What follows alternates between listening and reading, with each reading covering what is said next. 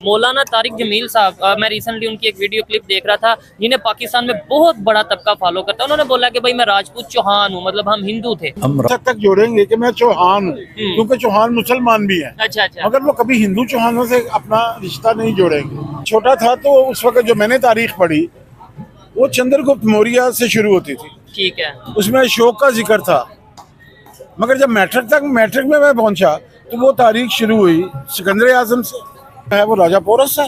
अच्छा जिसने सिकंदर को टफ टाइम दिया। इंडिया में डेमोक्रेसी है, अच्छा। पाकिस्तान में एजेंटोक्रेसी है। उन्होंने इस रियासत के खतने कर दिए, मतलब इसे इस्लाम कबूल करवा दिया ना। रियासतों के तो मजहब नहीं होते, ठीक है, मजहब तो इंसानों की होते हैं ना। ऐसे ही है। दोस्तों, सोशल मीडिया पर आपने काफी सारे सुअरों को देखा होगा जो जिनका काम ही होता है हिंदुओं को गाली देना, हिंदुओं के भगवान को गाली देना और हर एक बात में पुश करना कि देखो ये हिंदू है, ये हिंदुओं का कैसा धर्म है, क्या नहीं है। और इसमें सबसे आगे पाकिस्तानी रहते हैं।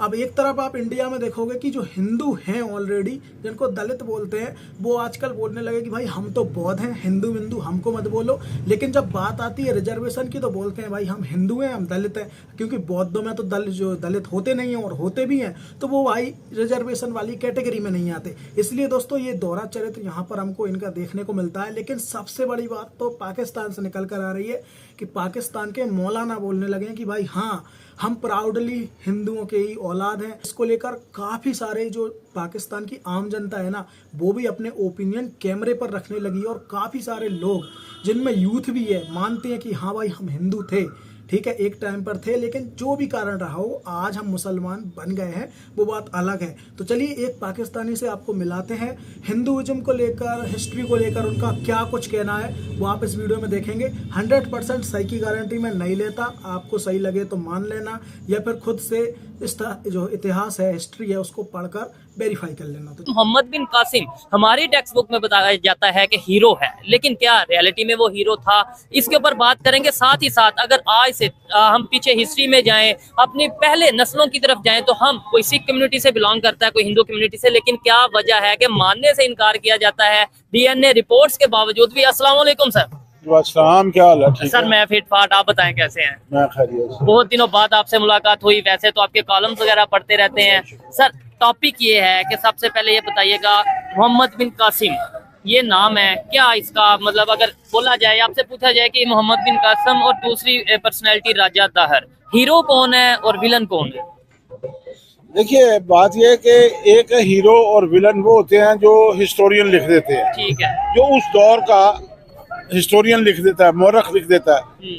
वो डेफिनेटली जो पुरानी तारीख होती है, जो सेहत की तारीख होती है, वो हमेशा दरबारी मौरख लिखता है। ठीक है। जब दरबारी मौरख तारीख लिखता है तो वो फिर दरबार की हमायत में लिखता है। तो डेफिनेटली जिन्होंने उस वक्त तारीख लिखी, उन्होंने फातेह की तारीख ही लिखनी थी, मफ्तू की तो नहीं लिखनी थी, जिसे शिकस्त हो गई थी उसकी तो नहीं लिखनी थी। बिल्कुल। तो उन्होंने मोहम्मद बिन कासिम के बारे में जो था वो लिखा, सारा कुछ ठीक हो गया। मगर यहाँ पे क्वेश्चन ये आ जाता है कि मोहम्मद बिन कासिम अरबों का था हीरो, ठीक है, खानदान बनु उमैया का हीरो था, ठीक है, इसमें कोई दूसरी राय नहीं है। उस वक्त मुसलमान एक्सपैंड कर रहे थे, फैल रहे थे, दुनिया में से निकल रहे थे। जो बुनियादी क्वेश्चन है ये कि वो हमारे बच्चों के सिलेबस का हिस्सा कैसे बना, क्यों बना और उसकी जरूरत क्यों पेश आई। ये सवाल हमने मोहम्मद बिन कासिम को हीरो बना के क्यों पेश किया। हाँ। और जो हमारे अपने खित्ते का बेटा था जिस पर हमला हुआ, राजा ताहर, देखिए ना, आज हम गजा में चीख रहे हैं, हम कह रहे हैं कि जी ये गलत है, वो बच्चों का होलोकास्ट है, ये होलोकास्ट हो रहा है। ठीक है। ये जदीद होलोकास्ट है जो इस बार जो है यहूदी खुद कर रहे हैं। अच्छा। बच्चों का कत्ल हो रहा है वहाँ पे, औरतों का कत्ल हो रहा है, जवान मारे जा रहे हैं, बुजुर्ग कत्ल हो रहे हैं, मेडिसिन नहीं है वहाँ पे, भूख है, नंग है, और बच्चे का तो जंग से ताल्लुक ही नहीं होता, तो हम चीख रहे हैं। तो इसका मतलब है मोहम्मद बिन कासिम ने भी अटैक किया या हमला किया, और यहाँ पे ये तो खुद उनके मुअर्रिख, उनके दरबारी मुअर्रिखों ने भी लिखा कि हमने इन्वेड किया, और उन्होंने वजह बताई कि जी वो हिंदुस्तान में मुसलमान औरतों और बच्चों का जहाज सिंध के समुंदर के पास से गुजर रहा था, तो सिंध के साहिली डाकुओं ने उन्हें लूट लिया। तो उनमें से एक औरत ने गवर्नर कूफा हज्जाज बिन यूसुफ के, जो कि मोहम्मद बिन कासिम का ससुर था, उसके नाम की दुहाई दी, तो उसके बाद उसने इन्वेट का प्रोग्राम बनाया। ठीक उस है। वक्त खलीफा वलीद बिन अब्दुल मलिक था, तो उसने पहले रिफ्यूज किया, मगर हज्जाज बिन यूसुफ ने उसे यकीन दिलाया कि जितना रुपया आपका मुहिम पे खर्च आएगा उससे दोगुना मैं खजाने में जमा करवाऊंगा। ठीक है। तो उसने इजाज़त दे दी और उसके बाद मोहम्मद बिन कासिम जो था वो हिंदुस्तान पे हमलावर हुआ। और डेफिनेटली मुसलमान उस वक़्त एक बहुत बड़ी एम्पायर की शक्ल जो थे इख्तियार कर चुके हुए थे।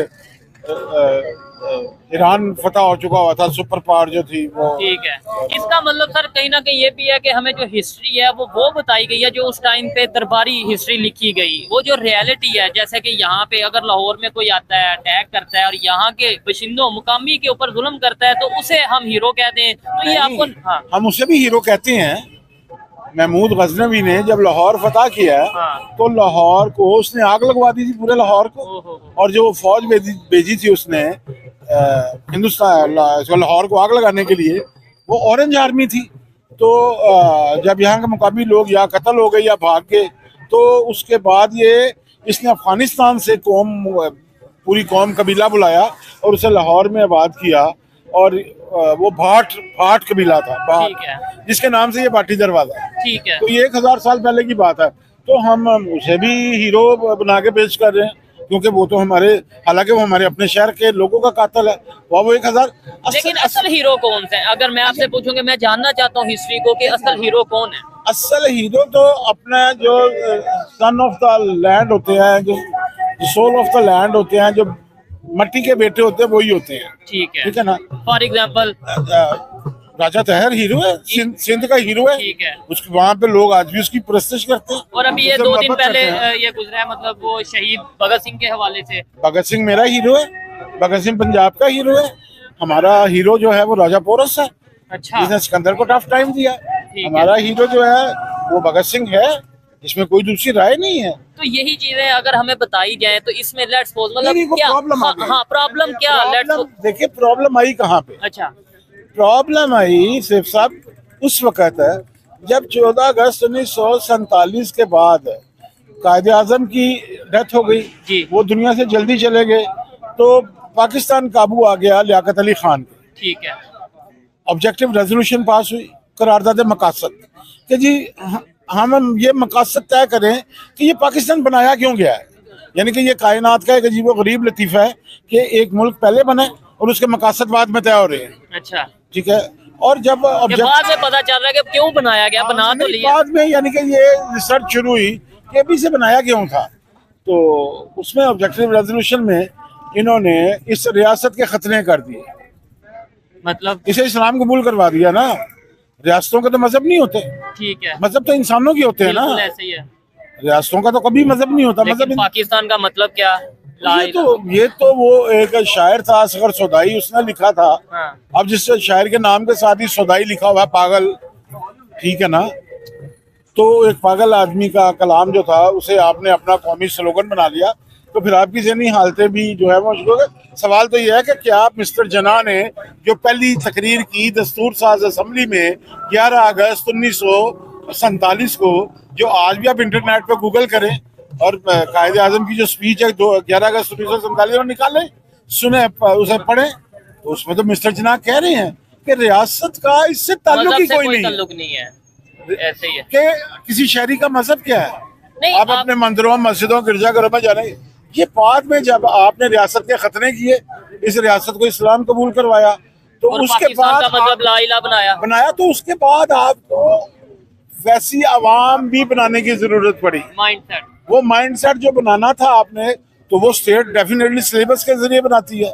अब मुझे याद है कि जब मैं छोटा था, तो डेफिनेटली अब मैं भी एक उम्र रसीदा आदमी हूँ, तो जब मैं छोटा था तो उस वक्त जो मैंने तारीख पढ़ी वो चंद्रगुप्त मौर्य से शुरू होती थी। ठीक है। उसमें अशोक का जिक्र था, मगर जब मैट्रिक में मैं पहुंचा तो वो तारीख शुरू हुई सिकंदर आजम से, और सिकंदर आजम 326 कबल मसीह, ठीक है, 326 कबल मसीह, और उसके बाद वो जंप करती है और सीधी 712 पे आ जाती है। मोहम्मद बिन कासिम पे दरमियान में 1000 साल उड़ा के रख दिया उन्होंने।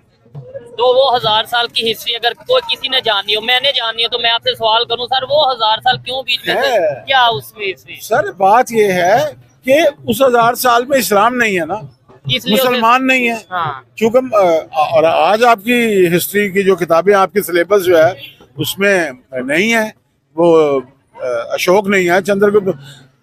पहले इसलिए था कि बांग्लादेश आपके साथ था, ठीक है, बांग्लादेश में हिंदुओं की बहुत बड़ी अक्सरियत थी, ठीक है। ठीक है। ये सिंध आपका हिंदुओं से बड़ा बड़ा, लेकिन अब तो हिंदू यहाँ से भी चले जा रहे हैं, खत्म हो वो तो गए। खैर एक अलग रियासती एक जबर है जिसके जरिए मैं बहरहाल उसको भी कंडेम करता हूँ बतौर इंसान, बतौर as a citizen of Pakistan मैं उसे कंडेम करता हूँ कि एक पाकिस्तानी शहरी जो है उसका पाकिस्तान की हर चीज पे हक है, बिल्कुल है। उसका पाकिस्तान के हर तमाम वसाइल पे हक है, उसका तालीम पे हक है, उसका रोजगार पे हक है, और इक्वल उसका हक कुल- होना चाहिए, ऐसा नहीं है कि हक हक होता ही बराबर का, वरना हक भी नहीं होता, बिल्कुल जबरदस्त। ठीक है। यहाँ की बरसगीर में हिंदुस्तान में तो इस्लाम आया कुछ टाइम पहले, उससे पहले जो हमारे बड़े थे वो किस मजहब से बिलोंग करते थे, तो हम ये कहते हैं नहीं जी नहीं, हम तो आई अरब से हैं, हम तो है ही, मतलब ये मुस्लिम, शुरू से ही मुस्लिम थे। क्या समझते हैं? अभी इवन मौलाना तारिक जमील साहब, मैं रिसेंटली उनकी एक वीडियो क्लिप देख रहा था, जिन्हें पाकिस्तान में बहुत बड़ा तबका फॉलो करता है, उन्होंने बोला कि भाई मैं राजपूत चौहान हूँ, मतलब हम हिंदू थे। तो अगर वो लोग वो इस चीज को एक्सेप्ट कर रहे हैं तो हमें एक्सेप्ट करने में कोई इशू है अगर हम थे? नहीं, अब देखिए ना, वो अगर उन्होंने ये कहा है कि वो चौहान है, बिल्कुल उन्होंने ये बोला। राजपूत है, मैंने वो क्लिप नहीं देखा, आपने देखा तो आपकी बात को बुनियाद बना के, जी अगर उन्होंने कहा है कि वो चौहान है तो फिर तो उनका ताल्लुक पृथ्वीराज चौहान से हुआ ना। जी, वो यही बता रहे तो हैं। पृथ्वीराज चौहान जो था वो तो मुसलमान नहीं था, जी बिल्कुल। ठीक है। तो गुजारिश ये है कि फिर उनको अपना जो ताल्लुक है वो सिर्फ इस हद तक जोड़ेंगे कि मैं चौहान हूँ, क्योंकि चौहान मुसलमान भी हैं, अच्छा अच्छा, मगर वो कभी हिंदू चौहानों से अपना रिश्ता नहीं जोड़ेंगे। ठीक है, फॉर एग्जाम्पल इकबाल ने बरमला कहा कि वो ब्राह्मण ज़ादा है, ठीक है। मैं बरमला तस्लीम करता हूँ कि मैं ब्राह्मण ज़ादा हूँ, अच्छा, मैं इस पे प्राउड फील करता हूँ। जबरदस्त सर, ठीक ये है मैं ना? पहली दफा सुन रहा हूँ किसी से लाइव, मतलब ये नहीं सही नहीं कैसे नहीं सुन नहीं रहा नहीं हूँ? नहीं, हम अपने माजी से कैसे छुड़ा सकते हैं? मैम मेरे बुजुर्गों ने 1702 में इस्लाम कबूल किया, ठीक तो है, क्या 1702 से पहले जमीन पे इंसान मौजूद नहीं था? इंसान थे ना, जी बिल्कुल थे। कन्वर्टेड थे ना। हाँ, हाँ। इवन के मक्का में भी कुफार थे, ठीक है ना, वही मुसलमान हुए ना। ऐसे ही है। सहाबा कराम जो थे वो पहले तो रसूलुल्लाह के साथ नहीं थे, ठीक है, जब वो कुर्बे रसूल सल्लल्लाहु अलैहि वसल्लम में आए तब उन्होंने अपना मजहब बदला या तब्दील किया। तो एक बात याद रखें जिंदगी में, मजहब बदलने से जमीन पर हक मलकियत खत्म नहीं होता। ठीक है, हम ये कहते हैं कि चूंकि आप लोग का मजहब जो है वो कोई और है, मेरा मजहब कुछ और है, ये रियासत इस्लामी है, सो मुझे यहाँ पे राइट ज्यादा है। नहीं, हम इक्वल सिटीजन है। आप दो बच्चों की तालीम में, सेहत में फर्क नहीं कर सकते। लेकिन सर फर्क तो नजर आता है, जैसे देखें पाकिस्तान की कोई भी टॉप रैंक पोस्ट पे कोई भी मिनॉरिटी खास वो तो तौर पे कॉन्स्टिट्यूशन में, हाँ। देखिए वो तो मैंने आगाज में एक लफ्ज कहा, आपने उस पर गौर नहीं किया। जी, मैंने ये कहा कि आपने रियासत के खतरे कर दिए। हाँ जब आपने खतरे रियासत के कर दिए तो रियासत किसी एक अदारे का नाम तो नहीं होता, बिल्कुल है। रियासत अदारों के जाल को कहते हैं। तो वो तमाम रियासती अदारों के खतरे हो गए साथ, हाँ बिल्कुल तो ऐसे ही। वहाँ पे फिर डेफिनेटली उन लोगों की तो गुंजाइश खत्म हो गई।